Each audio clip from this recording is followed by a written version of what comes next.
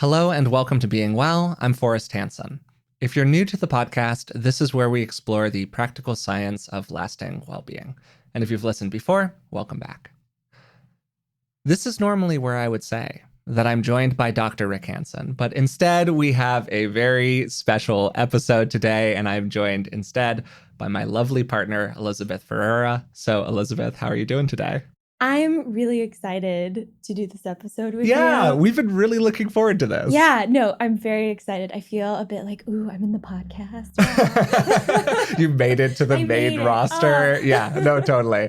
We've done a couple of these for Patreon, but this is your first time doing it for the kind of main edition of the podcast. I'm really looking forward to talking with you about this because today we are going to be talking about premenstrual dysphoric disorder, otherwise known as PMDD. So PMDD has a bunch of symptoms that include anxiety, severe bouts of depression, and even suicidal ideation. It's essentially a very, very severe form of PMS, and it afflicts about 1 in 20 women, though it's really, really challenging to find exact numbers on this sort of stuff. So there's a pretty good chance that if you don't have it yourself, you know somebody who does. And now everybody knows somebody who does because Elizabeth has PMDD. And that's why we're going to be talking about it today. To give a little bit more info about Elizabeth, she's a graduate student at the California Institute of Integral Studies, where she is studying somatic psychology. She's in her last year. It's been really, really cool to talk about podcast-related material with somebody who is training to be a therapist and has been really useful for me personally. So thanks, love. Aww. Yeah, absolutely. We'll start on a sweet note. So, okay, to kind of frame our PMDD episode here today, I think that it would make sense to just sort of start with your personal experience. Like, what's it like having PMDD? Whew. Yeah, having PMDD is really challenging. I think the best way to talk about it is to just kind of begin with my experience with it and how it started. So, as a kid, I was always a bit depressive. So once puberty hit, it was really normal. And I think this is a normal story for most girls that are, moving into womanhood, where, oh, it's just PMS. Oh, it's normal to get, the blues, and it's normal to feel this way. But after the first year of my period, I really started to feel very different. And it was this slow creep of feeling like for 1 week out of the month, I was just not myself. So it started with, I would have pretty severe bouts of depression. I would become very irritable, especially with the people that I was closest with. Things that I normally found very interesting and that I wanted to do, I had no interest at all. Yeah. And as more years progressed, it started to get more severe, like suicidal ideation, and it got very intense for a moment. Yeah. So my mom was kind of tracking this, and at the time she was dealing with her own mental health, and so she took me along to see a psychiatrist, and she went through this list of PMDD symptoms, and she was saying, well, you have to have 5 or more. And I had every single symptom that was on the list. And it was kind of a shock of, oh, wow, I have a thing. Totally. So then as I got older, there really wasn't much given to me that I could do. It was either you get on birth control or you get on antidepressants. And neither of those I really wanted to do, because even though that 1 week out of the month was horrible, the rest of the weeks I felt really great. I felt like myself. Yeah. And I didn't want to trade out my good days for potentially elongating the bad days. But for a long time, it just felt like I had to live with this monster that would come and visit me every month. And it caused me a lot of pain, and it really affected the relationships that I had, particularly romantic relationships. Yeah. Yeah. To kind of do our due diligence here, I think that you gave a great rundown of the experience of having PMDD to just kind of quickly go through the diagnostic criteria. Mm-hmm. As always with our podcast, be kind of careful about self-diagnosis, but something that we've really found, Elizabeth and I, when talking to various friends of ours who have really bad symptoms of PMS, but they may not be aware that there's actually kind of a different category here for PMDD that might explain a lot of the experiences that they're going through. And for some people, having this moment of being like, oh, like you were saying, it's not just this normal thing that happens. Mm-hmm. This is a unusual and specific thing, or a more severe form of a thing, can really help like create some self-compassion and just let you know that you're not crazy and that the experiences that you're going through are really real. So some of those include things like mood swings, increased irritability or anger, depressed mood, anxiety and tension, a decreased interest in your usual activities. You've named a lot of these already. Mm-hmm. And then some other additional things. A hard time concentrating is a very typical symptom, as Elizabeth Wells knows. A lack of energy, changes in appetite, both overeating or undereating could be possible issues. Then hypersomnia or insomnia. You can't sleep, or it's incredibly easy for you to fall asleep. Another one that I know is a big one for Elizabeth periodically, feeling overwhelmed. Is a very, very common symptom of PMDD. And then various physical symptoms that include things like breast tenderness or swelling, joint and muscle pain, bloating, weight gain, all of that. Mm-hmm. And exactly as you said, you're supposed to have 5 of these for it to be like a formal diagnosis, in addition to some other things. But if you just kind of look at that checklist, and you've known for a long time that you have a particularly bad time around your period, and you start hearing that list of things and you just go, yep, yep, yep, it's a pretty good indicator. Yeah. Yeah.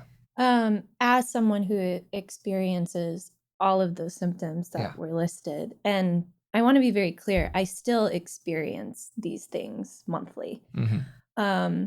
But I really want to give compassion and space for the fact that I think issues that are around women's cycles or disorders or conditions kind of get overlooked by the larger medical system in their severity. And like, this is not normal PMS. This is not just, oh, because it's on your cycle, you can handle it, or try to push yourself to, act normal or feel normal like you normally do.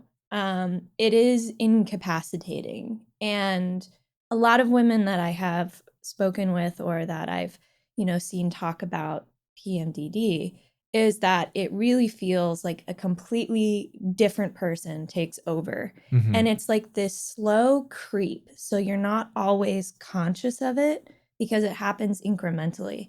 And then all of a sudden, something happens one day and you are just thrown into the ground and you cannot do anything. And it becomes this like mantra of just make it to my period, just make it to my period. Yeah.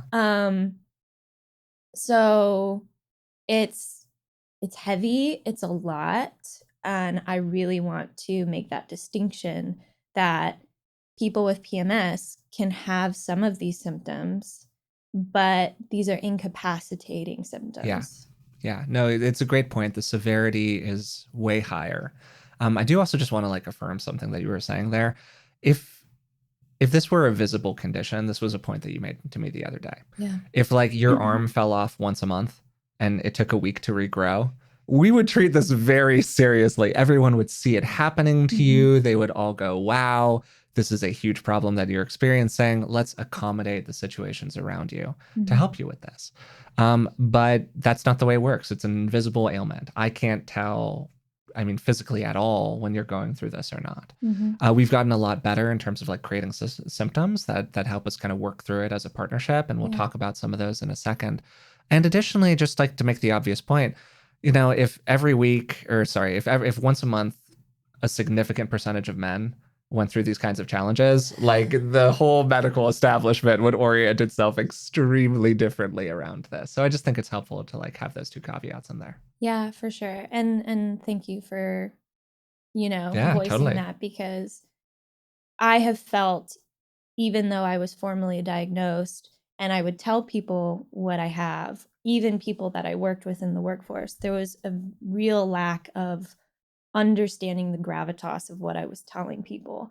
And even in my social groups, friends, no one really understood really what I was talking about. And it is like that. It's like a part of you gets chopped off, and it only takes time for it to grow back. Yeah. So I think that it would be kind of helpful here to talk just a little bit more about your personal experience, what it feels like to you when you're going through like a bad PMDD episode, if you're comfortable talking about it. Yeah. So it almost always starts with a buzzing, like you could call it anxiety, but that's compounded by the fact that I cannot focus on one thing at a time. So my brain feels very scattered, and there's a lot of, oh, you should. And I also become incredibly sensitive to criticism, and the fear of rejection, it becomes overwhelming. So I start to, hear tone, maybe even like in conversations we have where I assume you're mad at me, or I think you're being really critical.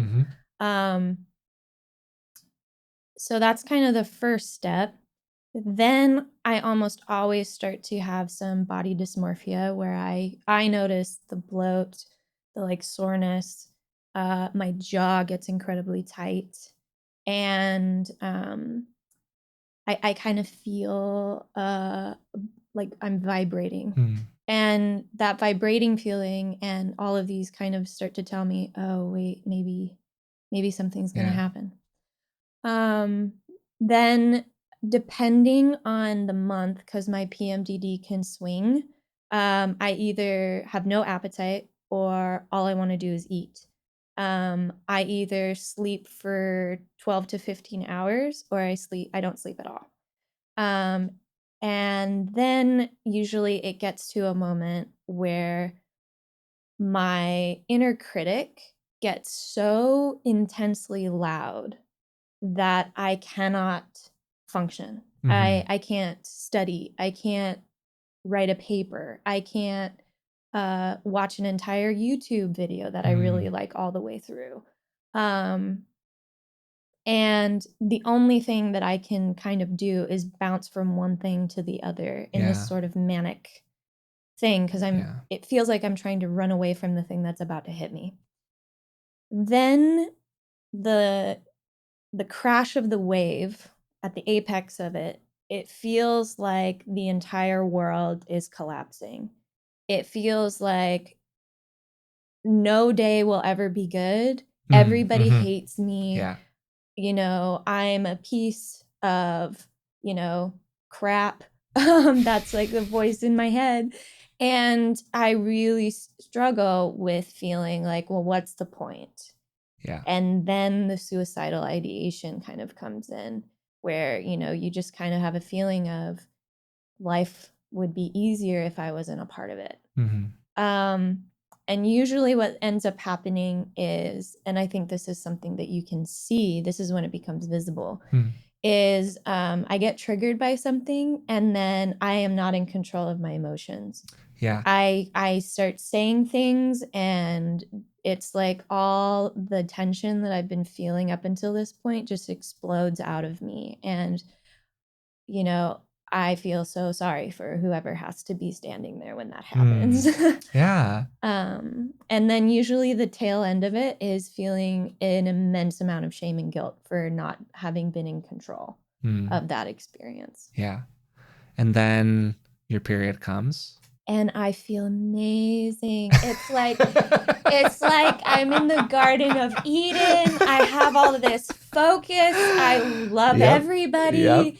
And even though I'm maybe cramping and maybe even having like a heavy period, it just feels so good. So it's a pretty night and day experience. And that's just to kind of put a pin in that. That is the hallmark of this condition, is that almost the moment your period comes, maybe not quite the moment, but within a day or two of that happening, night and day difference. Yeah. All of a sudden, the world is rosy again. All of a sudden, you're emotionally intimate with your partner again, like the whole thing. And it can often create in the people in the system sometimes when the person who's going through these experiences is kind of early in their process with it, or they haven't taken on some of the practices that can help it, or they don't have a social support system that supports them in dealing with it, whatever it might be, it can create kind of a whiplash experience where one day things are so grim, and then the next day they are so much better. And one of the things I've really noticed with you as you learned that this was a thing and you started to take on more and more and more practices oriented around supporting your experience and making it, as good as it can be while you're in it, kind of raising the floor on the experience, having more months where it's okay, because another hallmark is that sometimes you have bad months and then sometimes you have months that are totally fine. One of the things that I've really experienced is that it's gotten harder and harder for me to tell when you're in it. So that kind of like whiplash effect that can, put some pressure on the relational system around you has gotten smaller and smaller and smaller over time. And I just want to ask you about that. Like, what are some of the practices that you do that have really supported you in taking this on and in making it kind of as good as it can be? Well, the doing answer is exercise. I have to go to the gym and I have to exert myself, particularly during that week. I never want to. Everything in my head tells me to just like sit in bed and cry and, be smothered by your pain and sorrow. Good time. Yeah, Great time. it's yeah. But exercise has been a huge coping mechanism, and it actually makes my symptoms much less severe. And for me, personally, PMDD can really trigger my rage. And so being able to just go to the gym and smash weight around and listen to, metal music, it's an outlet and it's a safe way for me to direct that volatile energy that I feel inside. The other thing is having a mindfulness practice around my PMDD. And what I mean by that is in the truest sense of I'm watching it and cultivating more of a sense of my higher self that can watch the episode happen so that I don't feel completely taken over by it. So before that, my identity was really attached to the PMDD when it happened. I could not tell the difference of me versus what was happening to me. So as I started journaling and tracking every day how I felt, and particularly every day what I noticed, I started to see a pattern, and I could see it on my calendar where it was like, oh, every day on this date, it was a really bad day. And it happens about this week out of the month. And so getting a sense of when it would happen started to give me more resilience and preparatory action. So kind of before my PMDD hits, I slow way down. I really lean on my practices. I meditate more. I take slower mornings just to kind of brace myself and prepare. And also inside of it, when I'm going through it, I really try to maintain this other voice that is just watch it, just stay in the observing position. And when it's a really, really awful day, when I'm having that complete, the floodgates open, I found it very nourishing to just get on my computer and type out every thought that I'm having. Just let the word vomit out. And often by the time I finish writing, however many pages it is, I feel so much better. So those are kind of, some of the stuff that I do. Yeah, yeah, and I think that for particularly like in my watching of you, it feels like the whole tracking element of it has been such a central practice. Yeah. And like keeping a very detailed calendar as you do almost every day, Yeah. where you do either some form of journaling and also you have your planner. And I've seen you fill in like emotional states into that planner based day by day basis. I've seen you fill out different weeks with like anticipatory, PMDD question mark to plan ahead. Like this is around when I should be aware of it. And it feels like that's been a very kind of central block in the whole thing. Also, at least within our relationship and my relationships with other people, being visible, like voicing what is happening to me has also been really helpful. Using us as an example, earlier in our relationship, I would try to hide it from you. I would try to either just not be available that week because I didn't want to put you through that. And I think that's the story that also PMDD makes you believe, which like, oh, you are suffering so bad right now that it is unlawful and unethical for you to put this on people you care about. And that isolation actually makes it 10 times worse because the only voice you have in your head is the bad one. So it's been really helpful for me to be able to just come in and tell you, hey, I'm in a PMDD episode.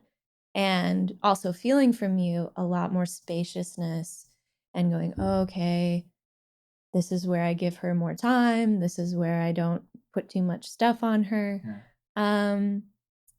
And so, that's also been really helpful and very new for me to have external support in a way that I've never had before. Yeah, which is really great. I'm so glad. No, I mean, it makes me feel great. And I think that that social support element, whether it's from a partner or it's from a friend group, it's from a parent, wherever you happen to be in your life cycle with either having parents who are very in your life or maybe having children in your life or whatever it is, kind of just calling upon those different forms of social support can be really helpful. Yeah. One of the things that I've seen you do is really kind of externalize your PMDD experience. Would you mind talking about that a little bit? Yeah. Okay, let's get intimate. Let's be exposed. Yeah. So I am just a very spiritual person. That is informed by my background and also the culture that I was raised in. But that's just something that I need, and it really helps with my mental health. Yeah. So I have a magical practice. So I do spell work. There's a bunch of jars around the house. Like, it is pretty witchy, I'm not gonna lie. Between the jars and the plants, you've really got it going on in here. It's the whole apothecary experience. Oh yeah. But isn't it so juicy? It's pretty nice. It's so nice. I'm not gonna lie. Yeah. It feels so good. Okay, anyway, let's get back to the point. So for me, when we moved in together, I lost my job. I lost all of my coping mechanisms that kind of helped me put a lid on the PMDD and get through it. This was right at the beginning of the pandemic for some context. That was when we moved in together. Yeah. So not only did I move in with my partner for the first time, where you get 0 alone time, but also my entire world got flipped upside down. Yeah. And I was in a pretty dark place. And I didn't know how to cope with my PMDD. Like, now I was in a new environment and it felt very dysregulating. So I started going down the rabbit hole and kind of leaning on some things that I had always felt an aptitude towards. And I started meditating every day. I started doing full moon and dark moon rituals, which really were just a set time on the calendar that I got to have a me day. Yeah, like a deep meditative experience, go through the whole process around it. You do a lot with rituals of different kinds, which again, kind of return to that tracking and like the calendar and feeling that consistency and all of that.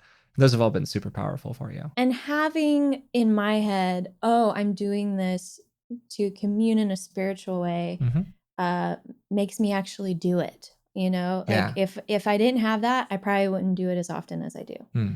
So essentially one day I just was really feeling like my PMDD kept happening to me. Like no matter what I did, it was not getting better. I really started to feel it push up against you. And I wanted to do whatever I could to just take control of the situation. So I did a jar spell. And it sounds really silly, I know. But for me, spellcrafting is essentially a somatic way of interacting with your intention. Yeah. So all the herbs and all of these, little gemstones or whatever that I used, they all have a corresponding intention and they engage my senses where I can touch it, I can see it. So for example, rosemary. A lot of people can say that it is a protective herb. I can smell what protection smells like. Sure, I can touch it. I can look at it. I can see it interacting with the other ingredients or intentions that I'm using. And for me, that's really psychologically healthy. And it helps me to really believe that what I'm thinking is real. Mm-hmm. So that night, I wrote a list of the things that I no longer wanted. Mm-hmm. And I called in the things that I wanted. Mm-hmm. And put this jar together, and it's still sitting out on our shelf. And it's been a year since I've done that. And the anchoring that seemingly little silly jar does for me is a lot because it made me feel like I had some level of control over what was happening and that I had the power to make change. And regardless if, the next couple months I still had some really awful PMDD episodes, I could look at it and go, oh yeah, but I did that. Mm-hmm. I felt agent in my experience. And over time, I have felt my PMDD become more controlled. And you could, say that's because I found new resourcing that really helps me. But yeah, having that practice and having that spiritual lens also gives me a feeling that like what I'm going through, that my suffering is for a greater good and for a greater purpose. And when you can zoom out of yourself, because PMDD zooms you into this like one little narrow piece of everything's awful, you're awful, we'll never get better. If you can zoom out even an inch into thinking there's something bigger than me and what I'm experiencing is for this like greater thing, it brings me a lot of peace and purpose so that I no longer feel like, oh, this thing is happening to me. It's like, oh, this is happening for me and I get to learn from it and I get to really have a lot of compassion for other people who maybe are going through something similar. Yeah. And the self-compassion element, I think, has been a huge part of it.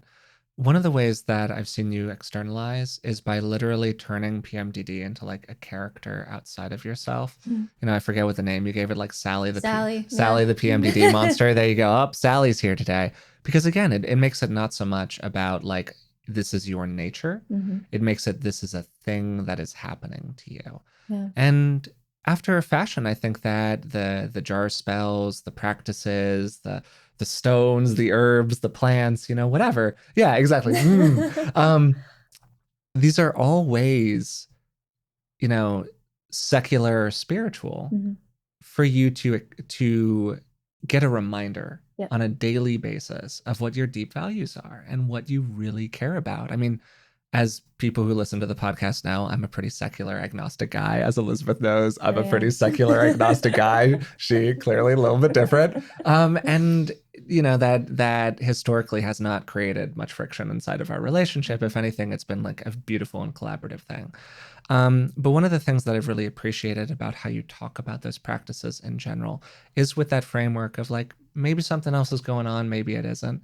But even if it is just the physical realm, even if it is just the externalized practice of writing down deliberately, this is what I want, and here's what I'm going to take on in order to get there, that is a very powerful practice. And having the physical object in the space that is going, nope, you don't get to forget. You don't get to forget. Here we are. We're poking you. It's right there. There's the commitment.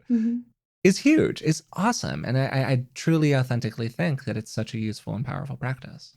Yeah. And just to piggyback off of what you're saying, I am a huge believer in that it doesn't matter what keeps bringing you back. You know, if you have to go out in, you know, some robes and yell at the moon, you know, once a month and rage, you know, great. More power to you. Yeah. If that allows you to do it every week, you know, and if, say, it's something different, something as simple as every day I do yoga.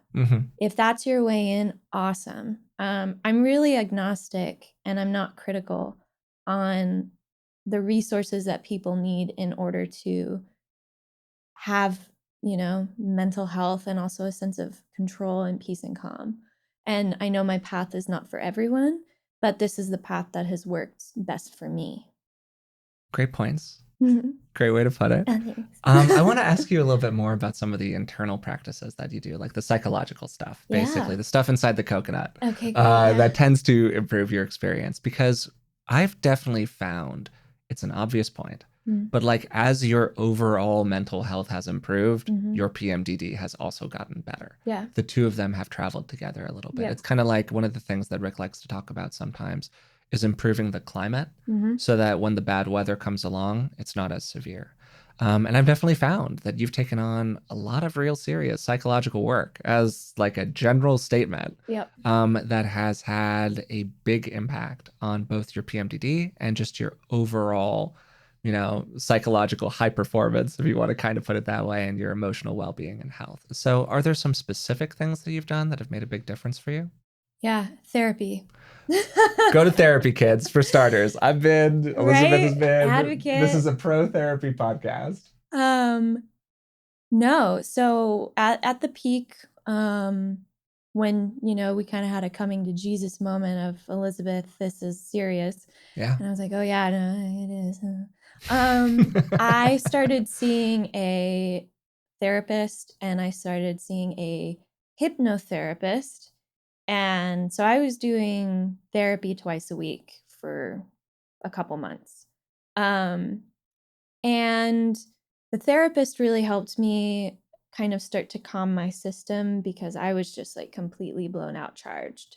And we started to unpack some of my trauma and other things that were probably not helping my overall mental health. And the hypnotherapist was a very unique and interesting experience. She came from a Jungian perspective, which I'm a fan of Jung. So spicy.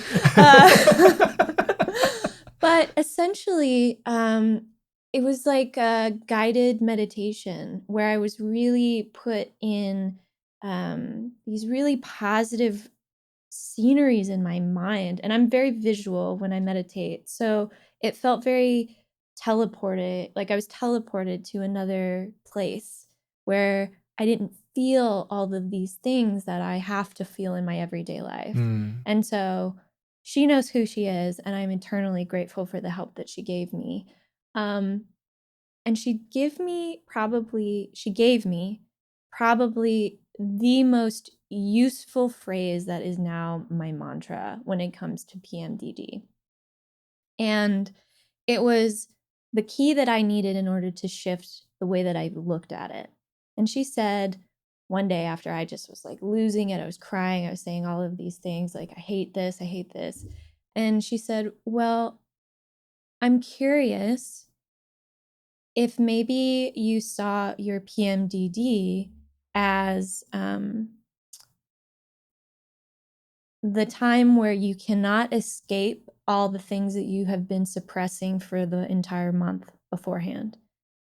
And I was just like, wait, what? And in my head, that just snapped something where I thought, whoa, what if I view this as how lucky am I that my body forces me every week out of the month to process. And I don't have a choice in it. My body is so wise that I have to look at it and I have to feel it. And when I started looking at it in that perspective, it gave me a sense of calm and also purpose to the experience that I had never had before. Where now this wasn't a thing I was running away from. This was a thing that I started to, in some ways, look forward to, because, okay, it started to also be a clue on where do I need to write these things down and take them to my therapist, you know? Totally.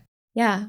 And so as that developed and I started taking that mantra on every month, I also started to really learn more about what I need in order to have that steady foundation of mental health.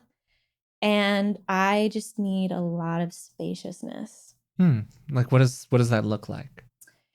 Well, the first thing is I need to be very specific with what my responsibilities are, like what I have to do every day. And I need to feel like I am in control and in charge of my time, because during that week, I don't feel in control of anything. And so if I'm asked to run a workshop or do a school final or whatever, it's not going to happen. like I'm going to freak out. And that usually tails into my good days after, where I'm just like stressed and kind of dealing with it afterwards. So it really means being spacious with my time, where once I know that that week's happening, I don't plan anything with anybody. I try to get all my schoolwork done beforehand. That way, if I just need to sit in the middle of the room doing nothing, I can do that. And also having the autonomy and control as my career develops to be able to take that time, so that I can show up for my clients and for the people that I really want to help. So fortunately, you're in a position right now in your life where you can take that space. You're currently going to graduate school. We're just going through a pretty long summer break right now where there's a lot of spaciousness. Then just in general, in the practice that you're headed toward, ideally in a private practice environment, you get to control your time a lot. You kind of get to choose who you see if you're fortunate enough to have enough clients that, you can be deliberate and be thoughtful about it. And in general, those are just situations where you can control your time a lot. But I know that you've also been in situations at times where PMDD was happening and you had stuff you had to do. Life moved onward. And it's really good to have that general advice around, when possible, take time for yourself. But it's not always possible for people. So when you're going through that experience, even as it's improved over time, as you've tracked it, you've prepared for it, you do your best to stay in movement, you're doing your exercise, you've done some quality intention setting around it, you've externalized your stuff. When you're like in it, particularly if you also have to be accomplishing something and you can't just shut down, are there things that you do internally that make that more bearable? I do the exact opposite of what my brain is telling me to do. Okay, what does that look like? It looks like I kind of start acting. Okay. Like I pretend that I am a totally different person. Okay, you take on a persona. Yeah. And this persona is sort of my type A persona where, I don't care what you need to do, you're going to get it done. And it's a bit aggressive, but I need it to be aggressive in order for me to move through all the mental obstacles and walls that the PMDD is like putting up in front of me. So it kind of feels like I become this warrior that every day is having to slay the dragon in order for me to write a paper or in order for me to get to that appointment. And it is hard. It is like slaying a dragon every single day. And this is the thing that I really want to make clear. In my experience with PMDD, you need to be able to take time during that week that you're experiencing it. Now, you can go several months not doing that and doing kind of what I said I did, where I become a different person and I'm like fighting the dragon, but it will come, like the dragon always comes back for you. And sometimes it is way worse. And so I've tracked that the longer that I do that every month, like if I do 2 months in a row of taking on that, I'm just going to plow through this, I have a extremely debilitating episode after. Mm-hmm. So it's not sustainable. And the only thing that I've experienced that is sustainable is being very real and honest with myself of going, no, like I'm not lazy. And this isn't a product of, me being too sensitive. It's that my brain and my body are literally putting on the brakes and I have to listen to it. One of the things that I've seen you do as a practice, sometimes where you feel like you can't believe your brain, and you mentioned this a little bit earlier on, but I think it really has to do with this, is that you really ask people and you get like specific feedback from them that helps you kind of disconfirm what your internal monologue is saying to you. Like you'll ask me specifically, Forrest, are you angry at me right now? Because I feel like you're angry at me. And I'll be like, no, I thought we were just doing dishes or something. Like, some very inoffensive kind of thing going on. Yeah. And you're just certain that I'm like pissed at you. Yeah. Because that's the stuff that's going on inside of your head. And it's not you, it's a thing that's happening to you. And it's all of the hormones and the neurotransmitters and the this, that, and the other thing freaking out. And it's putting it inside of your experience. And you're really good about that. You ask people often whether, are you mad at me? What exactly do you want me to do? What do you need from me is a question that you'll ask. Like, and sometimes when you get a little overwhelmed, you'll essentially ask for help. You'll be like, hey, what do I need to be doing right now? Yeah. And you'll go through these very specific questions that tend to make things a little bit better. Yeah. No, that is absolutely true. And I think the real shame and killer of this thing is that it isolates you. Yeah. And I think that's the most dangerous thing you can do with it, is trying to cope and deal with this on your own. Because you're just going to be in a room by yourself with Sally, the PMDD monster. That's just, you suck and this is all bad and the world hates you. And so having people you trust outside of your PMDD be with you in it, give you sort of an anchor and an external voice that you can attach to. And that also really helped me separate my sense of I from the PMDD when I was in it. I think that's a really important point, by the way, right there. Yeah. Separating your sense of I from the PMDD. I think that's maybe one of the things that you've done that's been the most important, because it's such a way to attack the shame that's associated with the experience. Yeah. Yeah, and look, I am more of a type A person than, I appear to be throughout my daily life. But it's really important for me to achieve and to be successful. And, from the family that I came from, it was always, be a contributing citizen to society and all of that. And it has been so painful for me, all of my adult life so far, to feel like I've always been slammed from my success. Where if I didn't have this thing, I would have been in grad school years earlier, I would have whatever.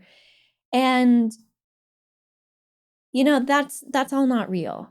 That's my brain giving the PMDD so much power over me. Yeah. And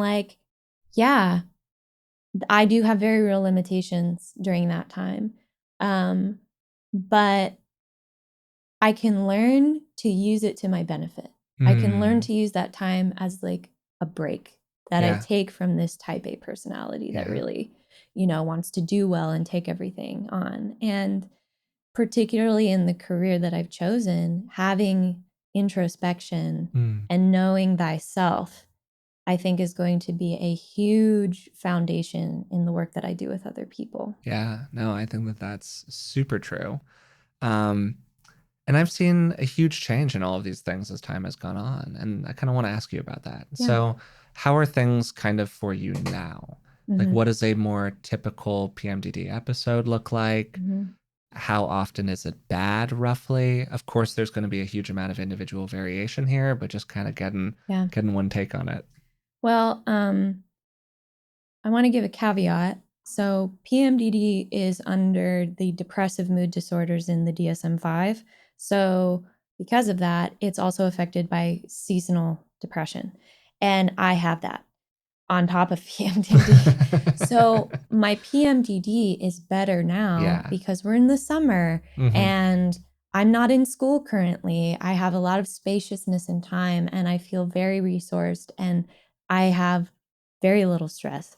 And that really helps me to have less severe episodes. Yeah. And I am prepared. I am also preparing myself for the stress that this next year is going to have, where as the fall hits and the winter rolls in, I'm going to be a bit more low in my mood. I'm going to be more stressed out because I'm starting practicum and my last year of grad school. So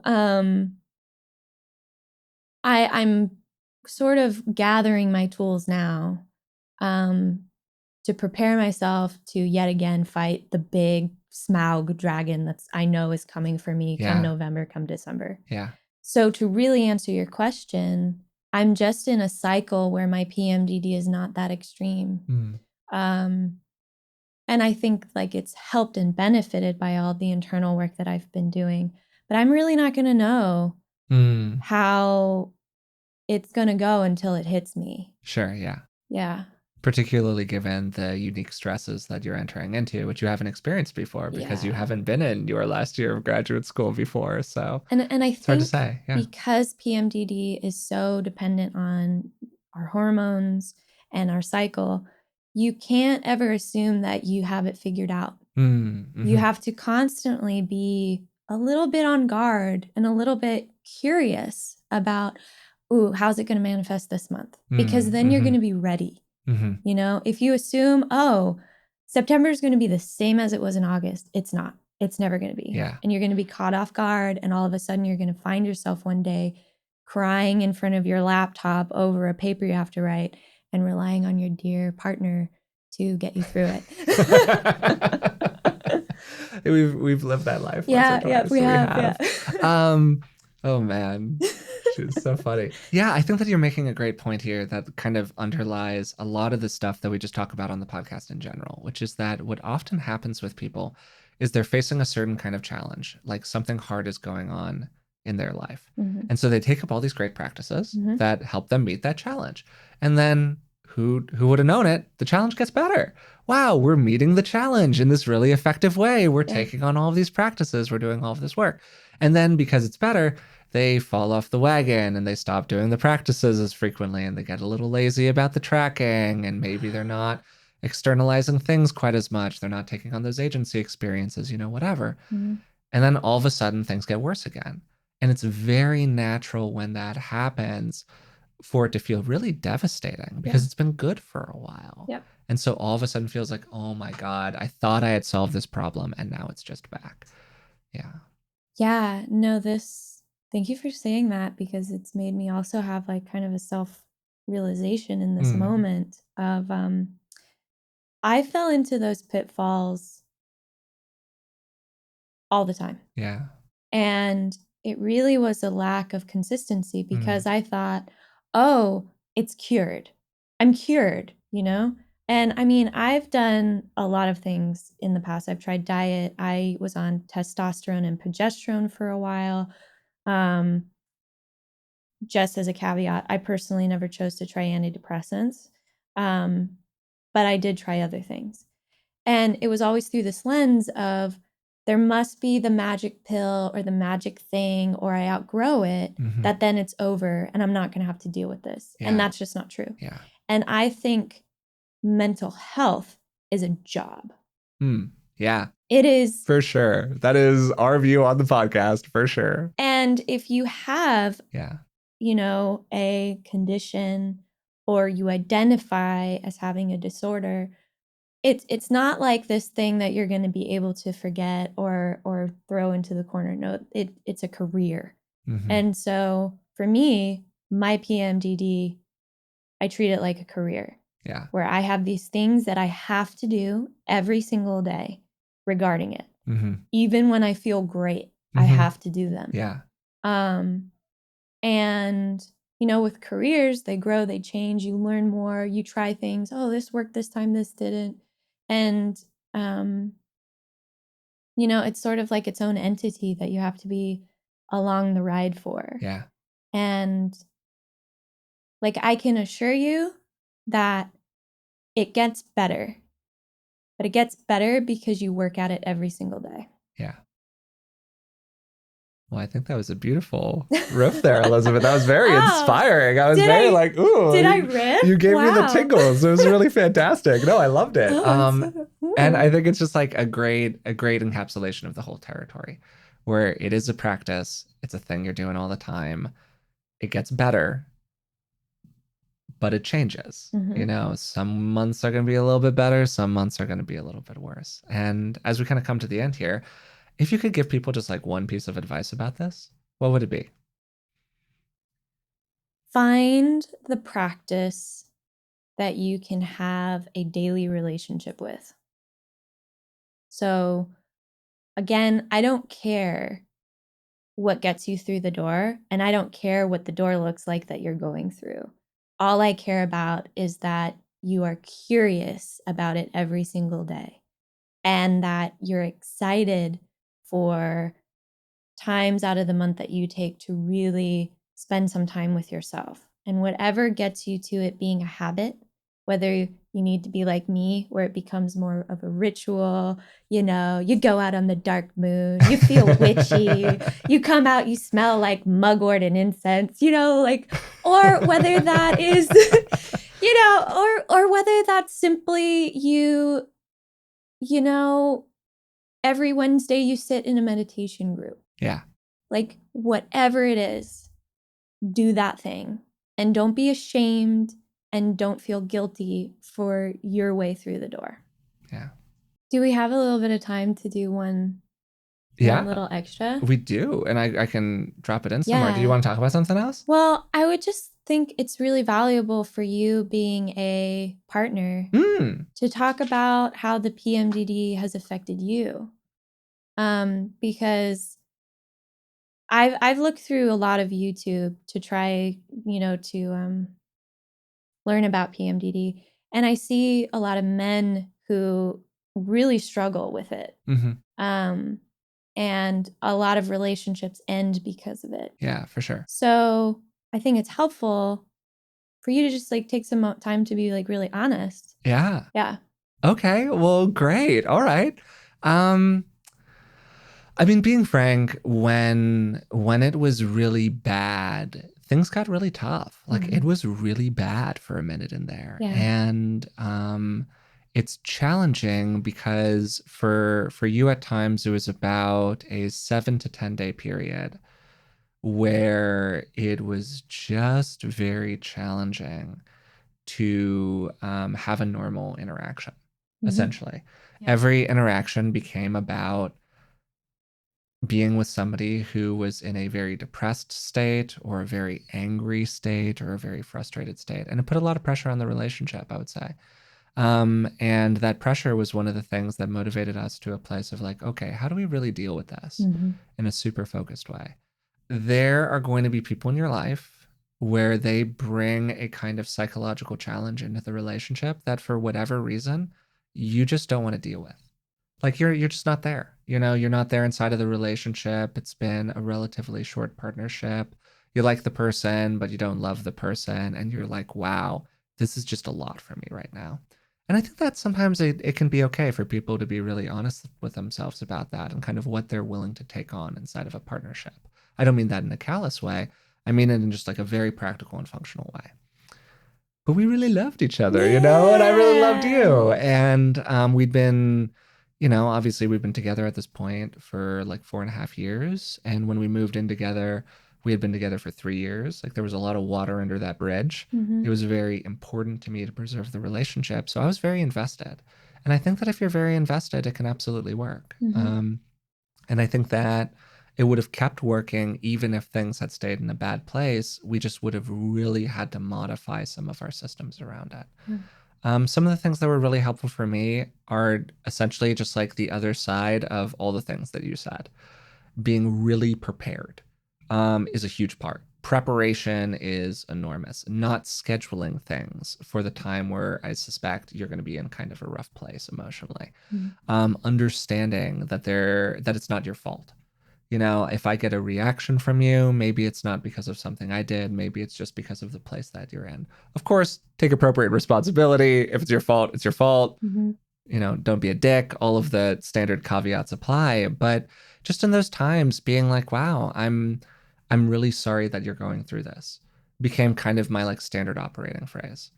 And really also moving into a place where I'm not activating your shame. Yeah. I think that a very, very important practice for partners who are interested in supporting somebody through PMDD is being extremely attentive to understandable but misguided judgments that you might have about the experience that they're going through.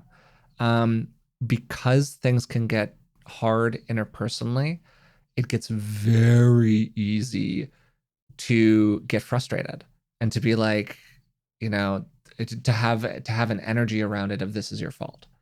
And I think that there have been times in the past where, you know, after 3 or 4 bad months in a row, I was just like, you know, oh my God, you know, can we not do this? And the answer, of course, is like, well, it's not your fault. It's not a choice that you're making.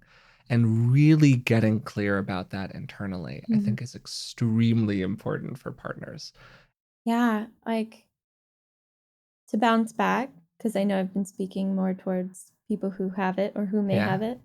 My advice for partners out there who are with someone who has PMDD or who maybe are thinking that maybe their partner does, because sometimes it's very hard for the person experiencing it to know or to track. Like my mom had to tell me that something was very abnormal. Know that however bad you are feeling, your partner feels it 100 times worse. Yeah. And they are doing their best to keep it from you. Yeah. And the stuff that seeps out shows you just how much suffering they're going through. So the more compassion that you can hold, even when your partner cannot be compassionate towards themselves, is really supportive and helpful. Yeah. Yeah. No, I think that that's been a huge part of our relationship with it.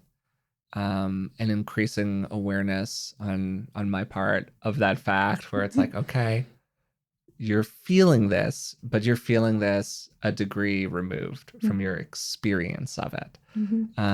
And it really does just clarify like how tough it can be for people and how much of a challenge it can be to go through. Yeah. But there's hope. But there's hope. But there's hope. You've shared a lot of really, really good practices today. I will recap some of them in a second in our little outro. But again, Elizabeth, thanks so much for doing this with me today. I think this has been really helpful for people. I hope so. And, you know, I enjoy being a helper and I feel so special you let me on your podcast. Yeah. Hey, and I hope that people really liked it. Obviously, it was a little bit different, but I hope that people had a really great time listening, as good a time as I had recording it, because obviously I like talking with you a lot. So this was really lovely. And today we talked about PMDD.